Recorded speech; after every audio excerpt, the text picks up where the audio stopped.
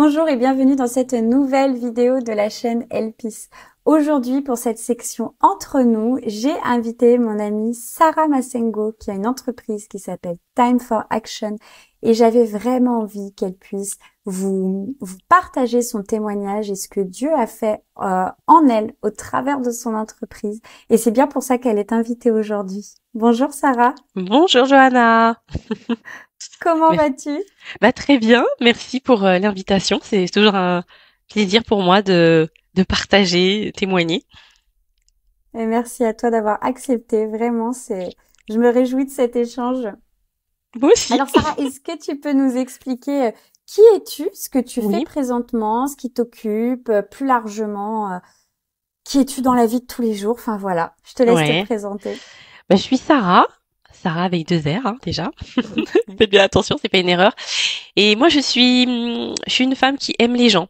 Je me définirais comme ça. J'aime créer des connexions avec les gens. J'aime me rendre, être à l'écoute de l'autre.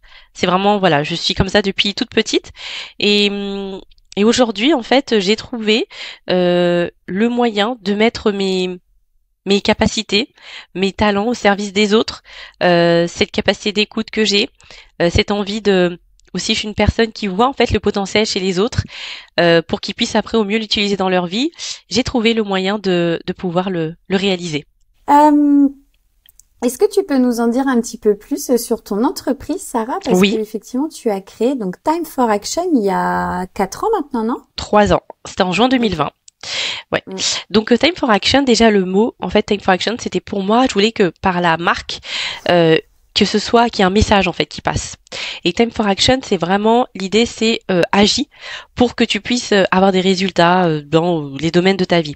Et vraiment moi le principe pour moi Time for Action, c'est aider les personnes à pouvoir révéler ce qu'elles ont de meilleur en elles pour que ça puisse vraiment servir quelque part, pour que ça puisse servir dans leur activité professionnelle. Moi, je mets plutôt le focus sur le perso, sur le pro, mais aussi après sur le perso, forcément, il va avoir des répercussions.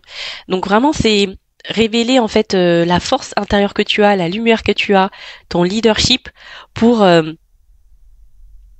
incarner qui tu es et avoir de l'impact. Mm. Wow, ok. Comment est-ce que tu en es venue à créer cette entreprise? Alors c'est venu, c'est pas fait du jour au lendemain. C'est vraiment, c'est par un constat que j'ai fait. Donc moi quand de mon métier, mon ancien métier de RH, où je voyais des gens qui avaient du potentiel, mais j'avais l'impression, et je connaissais pas hein, le coaching à l'époque, mais qui étaient un peu à l'étroit. Je me suis dit mais c'est dommage. J'ai l'impression que c'est des personnes brillantes. Donc je voyais ça en eux, mais je voyais que dans leur environnement professionnel, ils exploitaient pas énormément leur talent, tout ce qu'ils avaient de meilleur. Je me suis dit c'est dommage, j'étais un peu frustrée. Et j'avais la sensation de moi j'aime aider les gens vraiment en profondeur et je me disais bah OK, super, je vois ces personnes, je les écoute, mais je suis pas vraiment en mesure de les aider. Donc j'avais vraiment un questionnement aussi comme ça. Et et après aussi, je pense clairement, enfin il y avait aussi ma foi. Donc ça c'était en avril, non c'était en juin quand j'étais enceinte de ma fille.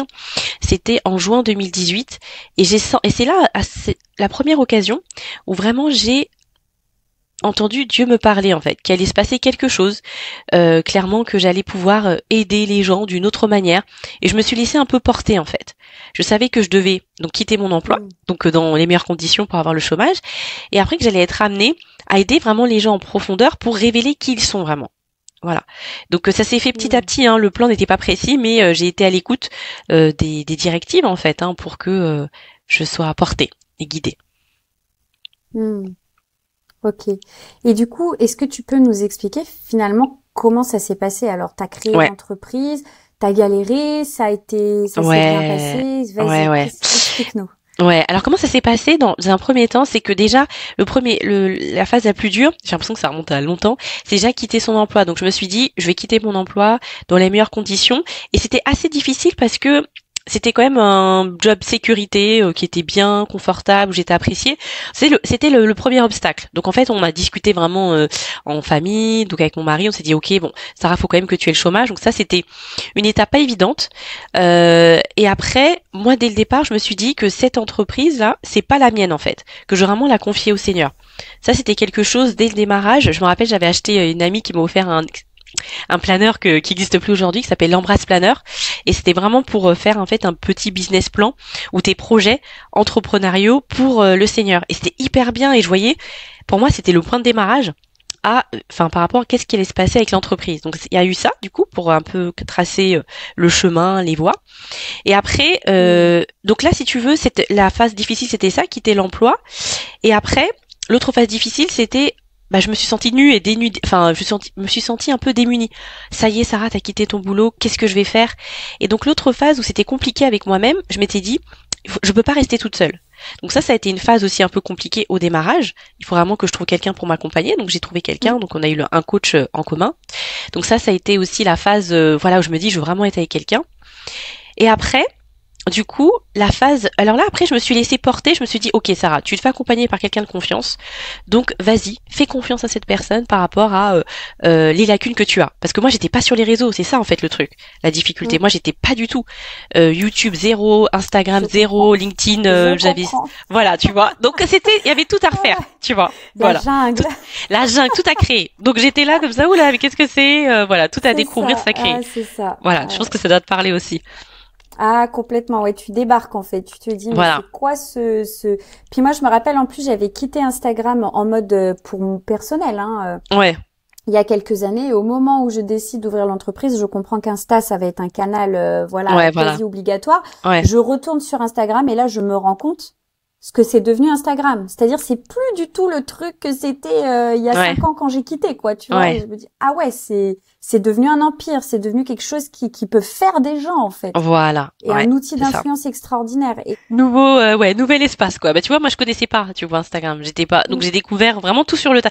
Donc c'était comme une enfant qui fait ses premiers pas sur tout, en fait. Voilà, tu vois, c'était tout à découvrir en même temps. Donc et en même temps je me dis c'était pas évident, mais j'avais pas trop de points de comparaison comme après du coup quand t'as un peu plus de recul, donc t'y vas en fait. Je me suis vraiment laissé guider. Par Dieu, hein. Vas-y, va à la découverte. Et le business coach que j'avais aussi à l'époque, Lingen, qui m'a vraiment donné les premiers éléments. Donc si tu veux, pour moi avec le recul, je me dis c'était quand même j'allais à l'aventure et j'ai foncé. Tu vois, j'y suis allée. Voilà. Et comment est-ce que ça s'est passé T'as eu des clients Ouais, voilà. Donc après les premiers clients, donc je me rappelle, en plus je n'ai vu une là dimanche dernier. Ça a été, si tu veux, je me suis rendu compte que le réseau déjà, le amical, c'est vraiment important. Tu vois, le réseau amical, c'est vraiment ça. En fait, j'essaye d'avoir de bonnes relations avec les personnes de mon entourage, et ça a commencé comme ça. Donc la première cliente, donc c'était l'amie d'une de mes meilleures amies qui m'avait vue sur LinkedIn, et en fait, je me rappelle, j'étais tellement heureuse en fait, parce que j'ai quand même un petit peu, ça s'est pas fait tout de suite. Je crois que ça s'est fait après peut-être 5 mois d'activité sur les réseaux. Tu vois, donc j'ai quand même persévéré. Et là, quand elle m'a dit oui, je me suis dit non, mais c'est une blague. Je me rappelle, j'ai sauté partout. Je me suis dit waouh, j'ai dit merci mon Dieu, c'est vraiment l'occasion d'aider quelqu'un en profondeur. Donc c'était vraiment une victoire. C'était ça, j'étais vraiment contente. Et je me suis pris comme pas mal de murs au démarrage, puisque mon tarif était par rapport au marché peut-être un peu élevé. Et ça, c'était pas évident. Mais au fond de moi, j'étais persuadée que c'était le bon tarif et j'ai décidé d'arrêter. Donc j'ai eu quand même quelques échecs. Mais je me suis quand même relevée en disant, vas-y Sarah, vas-y, je sentis que Dieu me portait. Continue, tu as de l'impact, tu vas aider les gens, et j'y suis allée, quoi. Voilà. Comment est-ce que toi, où est-ce que t'en étais par rapport à toi-même, par rapport à ton identité personnelle, ton identité en Christ? Et du coup, quel a été le lien avec Time for Action? Ouais. En fait, tu vois, le lien, c'est que, tu vois, ce que j'ai découvert, et ça j'ai découvert après, c'est que moi j'étais pas... En fait, pour moi, l'entrepreneuriat, c'est vraiment la découverte de ma relation avec le Seigneur, c'est avec l'entrepreneuriat. Parce que, si tu veux, c'est là que j'ai découvert que Dieu a placé des talents en moi, en fait. Moi, je pensais pas en avoir particulièrement, et que c'était vraiment pour le servir. Et c'était cette découverte. J'ai dit, mais Dieu, mais tu m'appelles à quelque chose de grand. Moi, je partais au démarrage, c'était pas pour faire du coaching, c'était juste pour aider les gens à se sentir mieux dans leur travail. Et j'ai compris, en fait, le Seigneur m'a montré cette notion de grandeur que j'avais pas du tout en moi, et ça m'a choquée, ça m'a bouleversée. Je me suis dit, mais en fait, je suis appelée en fait, appelée à contribuer à son dessein. Je suis appelée à faire quelque chose de grand. Je suis appelée à aider vraiment des personnes, mais une multitude de personnes. J'avais en fait petit à petit, la vision que Dieu avait pour moi s'est éclaircie et ça m'a un peu dépassée, quoi. Je me dis, moi, mais je suis personne pour faire ça, tu vois. Et ça a été vraiment ça. Et tu vois, les gens quand ils me disaient au démarrage, mais Sarah, en fait, parce que là, je suis dans une école de coaching maintenant, mais j'avais pas officiellement de formation de coach. Et en fait, c'est vraiment, je, comment dirais-je, c'est vraiment Dieu qui m'a utilisé. En fait, quand je vois avec le recul, comment il m'a aidé dans des coachings avec des personnes qui avaient quand même eu pas mal de coachs, qui étaient quand même assez connus, etc. Et moi, j'arrive comme ça. J'ai vraiment vu, en fait, c'est là le Saint-Esprit. Moi, je savais pas ce que c'était le Saint-Esprit. Et je vois que le Saint-Esprit a fait son œuvre à travers moi, tu vois. Et pour moi, c'était comme un miracle. Tu vois, je me dis, ah ouais, c'est comme ça que ça se passe. Donc c'était la découverte, l'apprentissage, découvrir qui est Dieu, qu'est-ce qu'il attend de moi, et comment il m'utilise pour les autres, pour servir les autres. Mais c'est extraordinaire. Mais Ouais. si je peux me permettre, on va juste faire un petit retour en arrière. Toi, t'es chrétienne quand tu ouvres l'entreprise. Oui, alors je suis pas, en fait, je suis chrétienne. Je suis pas baptisée. Je ne m'étais pas baptisée, mais je crois, mais j'étais vraiment, si tu veux, je me suis baptisée il y a pas longtemps, mais j'étais, oui, je me considérais comme, oui, comme chrétienne, mais qui avait besoin, comme nous tous, hein, d'avoir une relation plus profonde avec le Seigneur. Hmm. Donc, elle était comment ta relation avec Dieu à ce moment-là? Elle était, c'est vraiment dans la découverte. Je pense que peut-être au démarrage, ce que je pensais, c'est que Dieu veut uniquement des choses, va m'amener que dans des choses agréables. Je pense que c'était ça en fait au démarrage. Ma vision était un peu biaisée. Donc en fait, je me dis ah oui, bah quand on a Dieu, on va faire que des choses qui sont agréables. Ce sera peut-être simple. Il y aura peut-être moins de challenge. Donc en fait, ma vision c'était que le Dieu de l'abondance, mais uniquement. Tu vois, il n'y a pas cette notion de discipline ou ce genre de choses. Donc je pense que j'avais qu'une facette de de la relation avec le Seigneur. Elle était un peu partielle, tu vois. C'est intéressant. Et du coup, dans comment Dieu vient se révéler comme ça? Parce que quand tout fonctionne dans ton entreprise, tu restes dans ta vision de c'est le Dieu de l'abondance, c'est simple, c'est cool, Ouais, on y va. ouais, ouais. Qu'est-ce qui se passe en fait? À quel moment est-ce que tu te tournes et tu le laisses en fait, tu prends conscience que le Saint-Esprit t'a utilisé, qu'en fait t'as pas fait les choses par tes propres forces? Ouais. Qu'est-ce qui se passe? Alors si tu vois, c'est quand c'est donc 2000, moi je sais 2020-2021, c'est la première année. Donc c'était 2022 où vraiment j'ai traversé une longue ouais, traversée du désert parce que en fait j'ai constaté dans ma relation avec le Seigneur, Dieu a voulu me montrer que ce qui se passait, donc ce développement quand même rapide, eh bien c'était lui qui est à l'origine de ça. Et moi, d'un côté, il m'a montré que j'avais de l'orgueil. Tout le monde a de l'orgueil, mais qu'il était quand même assez haut niveau quand même. Tu vois, il était, enfin, et cette traversée du désert, en fait, Dieu a voulu me montrer que tout ce qui se passe, eh bien, c'est pour sa gloire, que c'est pas pour moi, Sarah Massengo, que c'est vraiment pour lui. Et ça a été une grosse claque pour moi parce que je ne pensais pas être comme ça. Et c'est ça qu'il a voulu montrer, que l'orgueil est là, Sarah. Et non, c'est moi qui suis à l'origine de tout. C'est moi. Tout ce qui se passe, c'est grâce à moi. Sans toi, tu n'es rien. Tu vois. Et comment il se traduisait cet orgueil alors? Bah, cet orgueil, c'est-à-dire que finalement, je pense, j'étais devenue addict aux compliments. Quand les gens me faisaient des feedbacks, eh bien, moi, je me disais, mais c'est pour moi, c'est parce que je suis extraordinaire. Ah ouais, non, mais je suis quelqu'un de sensationnel. En fait, tout était un peu rapporté sur moi, tu vois. Moi, tu vois. Et ça, c'est pas bon, en fait. C'est pas bon. C'est comme si j'existais à travers ça. Comme si j'existais à travers ce que les autres allaient dire de moi. Et c'est ce que, enfin, du coup, cette formation hein, que j'ai eue, que le Seigneur m'a montré clairement. Ok, Sarah, non, mais c'est pas comme ça que ça se passe en fait. C'est ça. Ouais, c'est très désagréable. Hein. du coup, mais c'est comme ça en fait qu'on progresse. Voilà, c'est pas du tout hop et là. Ouais. Oui, bah oui, quand Dieu vient nous montrer des choses en nous comme ça, c'est sûr que c'est pas Ouais. agréable. Et je crois que s'il y a des personnes qui n'y sont pas encore passées, priez pour que ça vous arrive en fait, parce que je crois que c'est un cadeau que Dieu fait. Mm. Moi, en tout cas, je sais que le moment où, parce que là, c'est une forme d'orgueil particulière dont tu parles et qui est celle qui est la plus pointée du doigt, évidemment. C'est t'es orgueilleuse parce que tu y arrives et tu crois que tu y arrives par toi-même. Et il y a plein de gens qui sont dans ce cas de figure, mais il y a une autre forme d'orgueil aussi. C'est de se croire tellement mauvais, tellement nul que Dieu peut même pas nous utiliser, tellement Ouais. blessé que Dieu peut même pas nous guérir. Nous, on est tellement disqualifiés parce que Dieu nous a disqualifiés, nous spécialement, tu vois. Mais c'est de l'orgueil.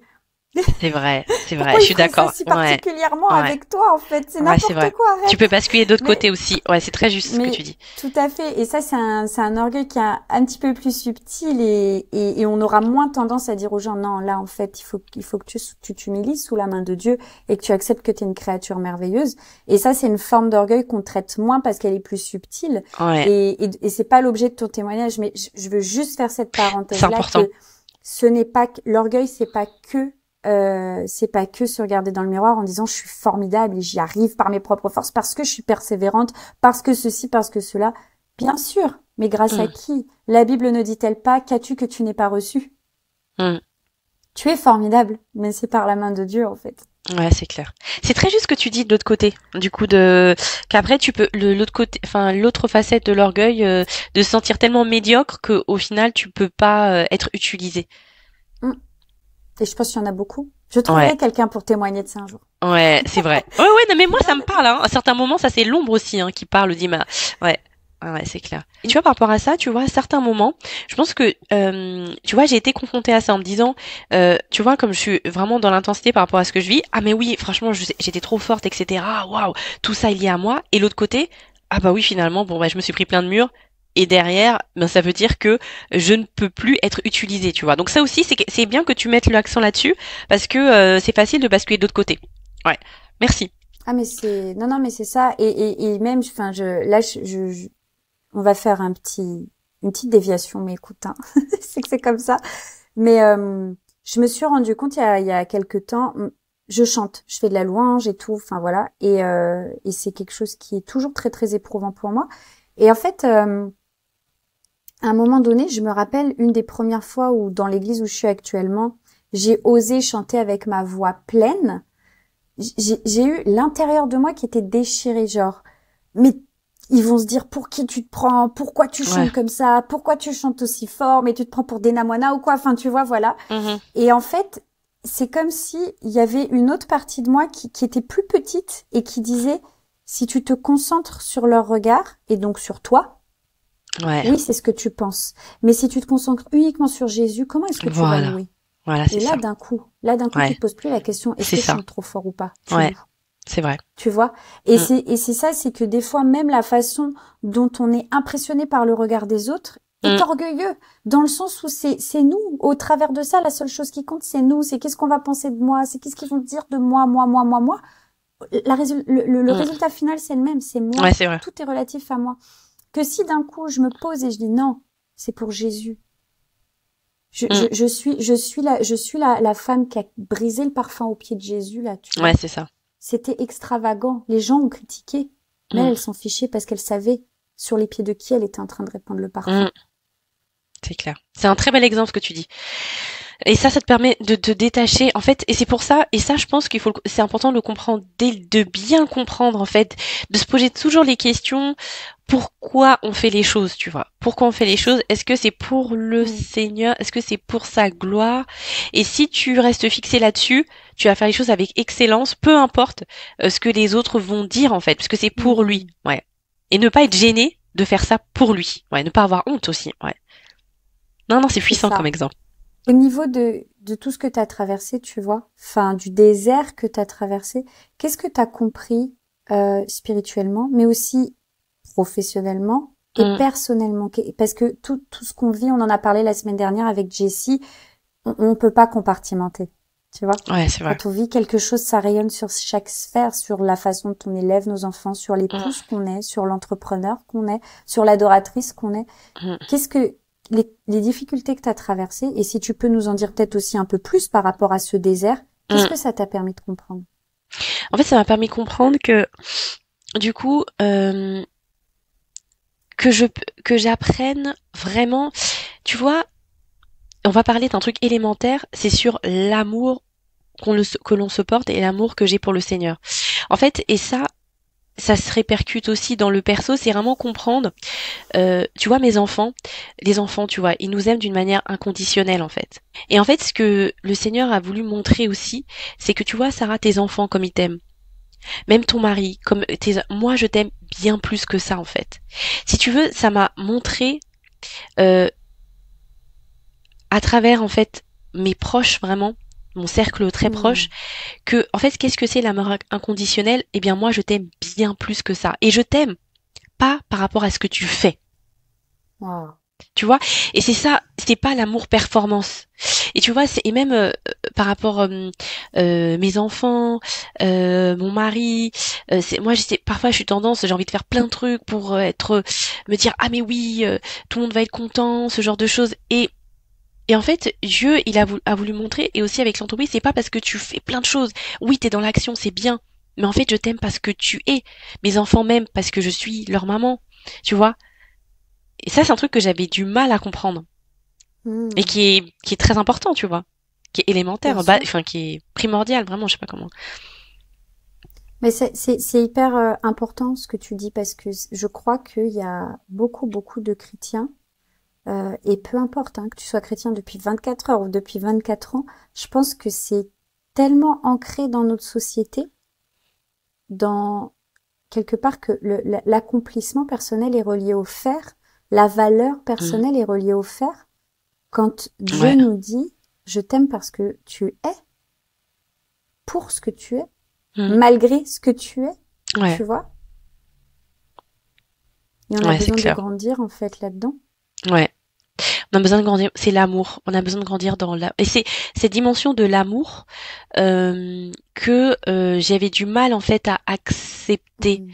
parce que je me disais ah mais je suis pas assez légitime, je suis pas assez ah mais j'ai fait plein d'erreurs et c'est ça en fait qu'il a voulu me pointer en fait. Et tu vois même avec dans ma famille autiste que je me disais ah mais j'assure pas sur tous les niveaux donc ok je peut-être que je ne peux pas accéder à cet amour, tu vois. Et c'est vraiment, en fait, c'est fou parce que c'est l'entrepreneuriat qui a mis ça en évidence, tu vois. Ouais. Donc c'est, ouais, c'est assez profond, quoi. J'aurais jamais pensé ça. Ouais. En fait, c'est pour ça on en parlait tout à l'heure en introduction, en off plutôt. Ce que j'aime en fait dans ton témoignage, et c'est la raison pour laquelle aussi j'ai décidé d'ouvrir cette section de témoignages sur ma chaîne, c'est parfois on entend des témoignages ultra puissants, mais sur des situations de vie qui sont mais abracadabrantes. Et c'est trop beau ce que Dieu fait, mais en même temps c'est pas le témoignage de tout un chacun. Tu Ouais, comprends?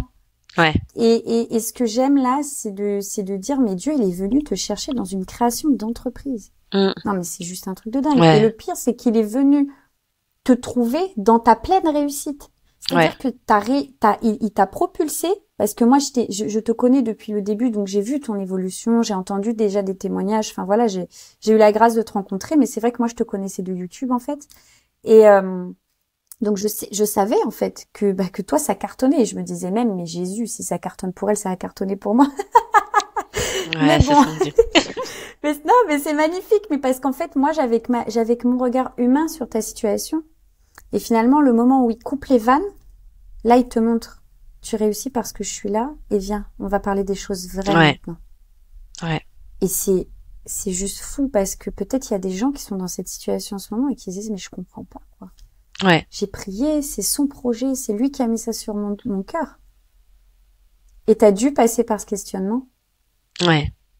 C'est vrai. J'ai pu passer par ce questionnement et toujours un actuel parce qu'en fait, c'est important de toujours se questionner et aussi, tu vois, je pense que il y a quelque chose qui est intéressant, que j'ai en fait compris, tu vois, c'est Après, tu vois, on en avait parlé, quand tu débutes, t'es un peu novice, donc t'y vas sans arrière-pensée.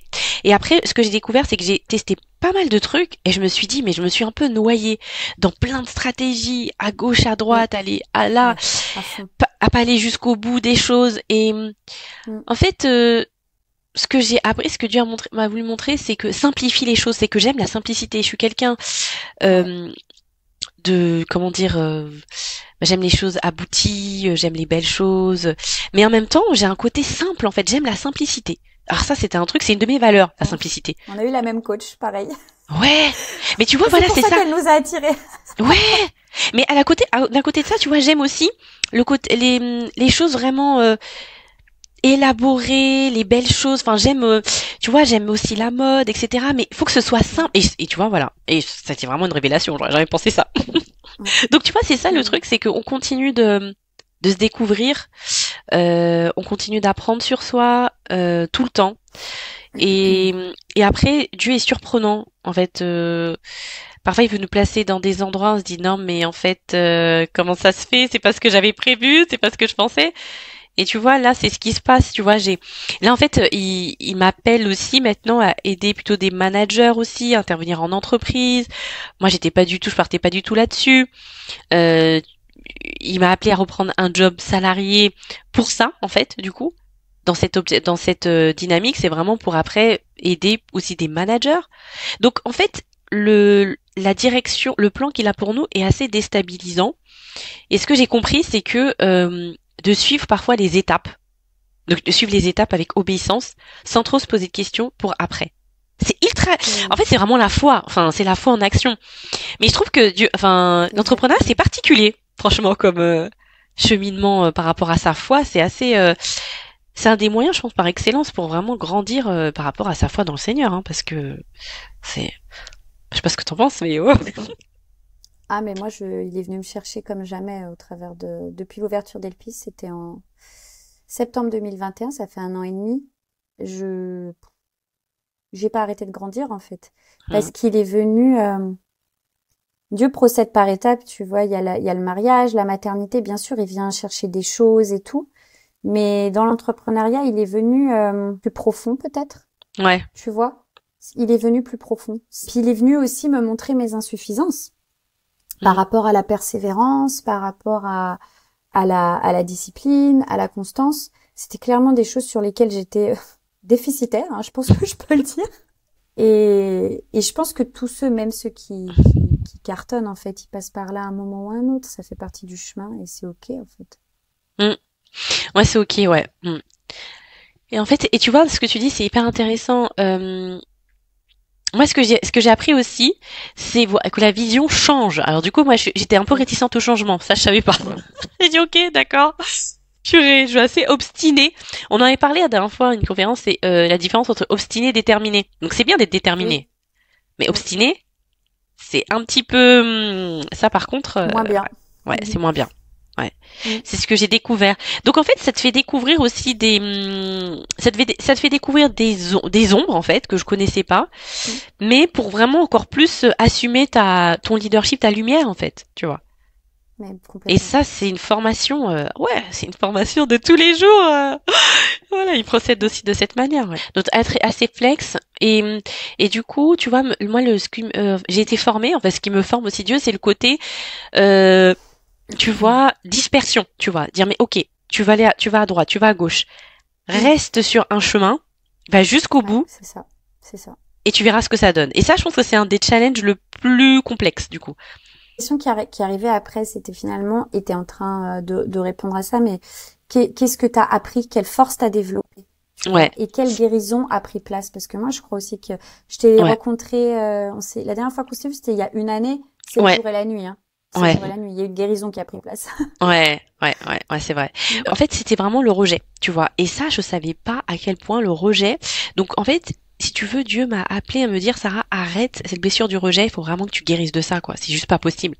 Et moi, je connaissais pas avant cette histoire de blessure, c'est vraiment dans l'entrepreneuriat. Et ça a été, oh purée, la vache. Enfin, j'ai besoin. Il m'a rappelé à des trucs du passé, de mon enfance. Plein de trucs sont revenus. J'ai une enfance paisible, hein, mais il y a des petites choses qui étaient qui était pas facile. Et il m'a appelé à dire Sarah, je veux vraiment que tu guérisses de ça, du rejet. Moi, c'était la blessure la plus importante, vraiment. Ouais. Et du Voilà. coup, est-ce qu'aujourd'hui, t'en es où dans ce cheminement, en fait? Bah, dans le cheminement, tu vois, maintenant j'ai cette blessure, si tu veux, la cicatrice, je pense, est fermée, tu vois. C'est vraiment, elle était vraiment, la plaie était ouverte et la cicatrice est fermée. Tu vois, donc ça, vraiment, je suis reconnaissante au Seigneur là-dessus parce que tu te sens davantage libre. Tu vois, quand il y avait des affirmations là que je comprenais pas, que je prononçais, mais peut-être sans trop de conviction. Tu vois, notre rythme par rapport à l'identité en Christ. Mais en fait, c'est vraiment possible parce qu'en fait, quand on est en Christ, on est libre.